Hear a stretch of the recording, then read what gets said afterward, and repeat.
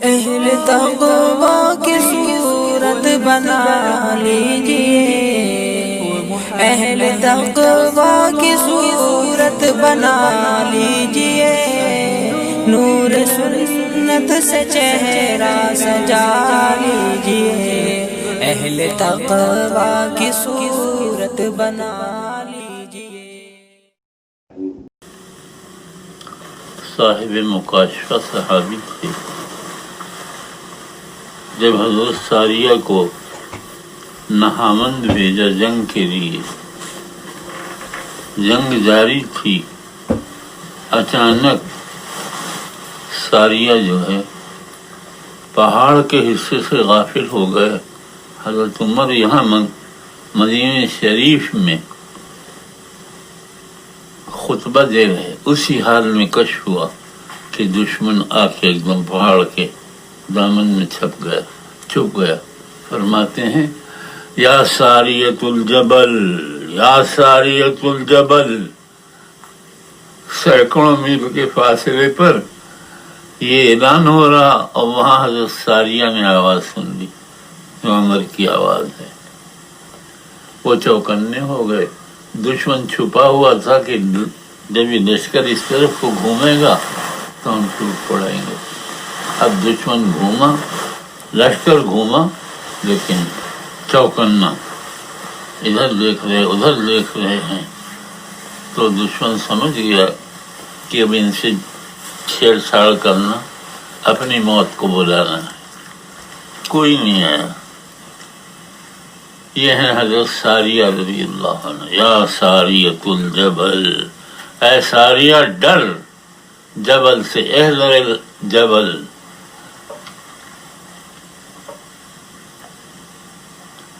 لوگ حضرت عمر کو یوں ہی سمجھتے ہیں،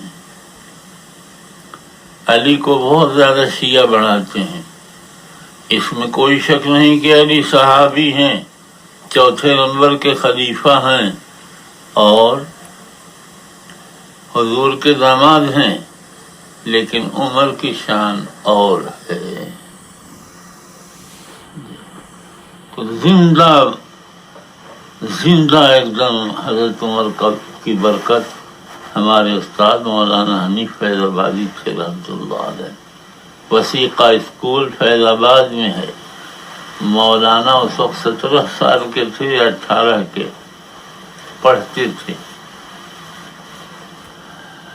وہاں کا ماسٹر زینے پر چڑھا ہوا آ رہا، اور حضرت سمجھ کے کہ کوئی اب ہے نہیں، عمر کو گالی دے رہا۔ بس مولانا حنیف صاحب سے برداشت نہیں ہوا، بوٹ پہنے ہوئے تھے، جیسے ہی وہ قریب آیا ایک لات ماری اس کو۔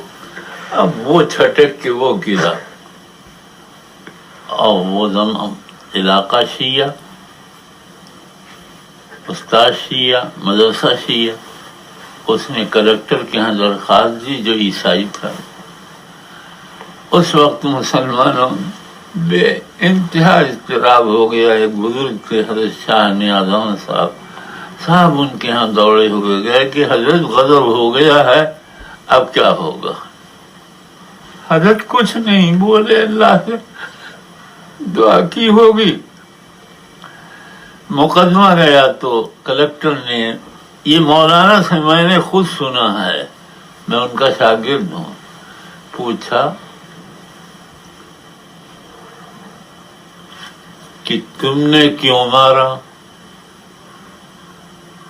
کہ یہ حضرت عمر کو گالی دے رہا تھا جو ہمارے بزرگ ہیں۔ فوراً کلکٹر نے مقدمہ خارج کر دیا اور لکھ دیا اس بچے کو ماہانہ 5 روپیہ وظیفہ دیا جائے سرکار سے۔ گیا تھا تو جیل کرانے، اور بے عزت ہوا، اور 5 روپے وظیفہ کے مقرر ہو گئے۔ جو عمر کی محبت اور وفاداری اس دنیا میں کام آئی اور اس کچہری میں ان کو کامیاب کر دیا، کیا مرنے کے بعد اللہ کی کچہری میں کام نہیں دے گی؟ بھی ضرور دے گی۔ یہ تھے عمر جو گئے مر، لیکن حضور نے فرمایا تھا اللہم ایّد الاسلام بعمر بن الخطاب او عمرو بن ہشام، اے اللہ مسلمان کو اسلام کو ترقی دے، یا تو عمر کو اسلام کی توفیق دے دے یا عمرو بن ہشام ابو جہل کو، دونوں عزت والے تھے۔ اللہ نے حضرت عمر کے بارے میں قبول کیا، وہ مسلمان ہو گئے، اور پھر اسلام کو ایسی ترقی ہوئی، یہ سارا شام وغیرہ عمر کے زمانے میں فتح ہوا ہے۔ اچھا، میں تو صرف یہ سنا رہا کہ صحابہ کی شان بڑی ہے، ان کے اوپر تبصرہ نہیں چاہیے، بس اپنی زبان بند، یہی اچھا ہے۔